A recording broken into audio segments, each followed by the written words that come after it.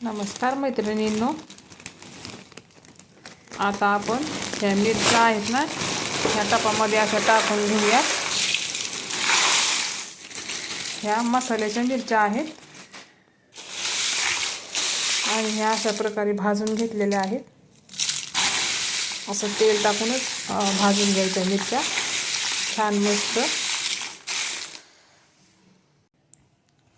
ही recipe काळ्या मसाल्याची आहे आणि हे अशा प्रकारे गरम मसाला, त्याच्यामध्ये कांदा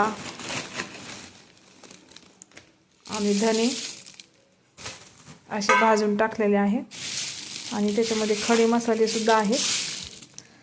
अशा प्रकारे छान खमंग भाजून घ्यायचं, म्हणजेच काळ्या मसाल्याची चव छान लागते.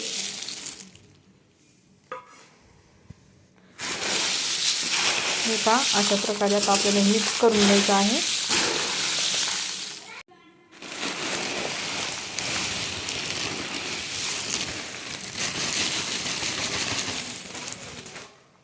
अशा प्रकारे धने, खोबरं, लवंगा, मिरे सगळं आहे त्यात, खडा मसाला. आणि हा मसाला, काळा मसाला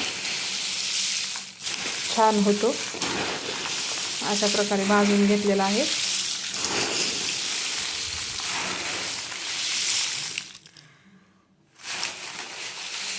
तुम्ही माझ्या चॅनलला नवीन असाल तर लाईक करा, शेअर करा, सबस्क्राईब करायला विसरू नका.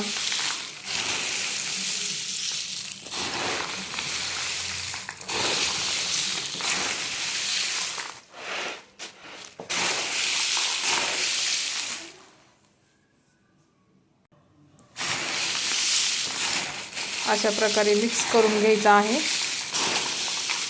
आणि नंतरच आपण हा मसाला कांडपमध्ये कुटणार आहोत.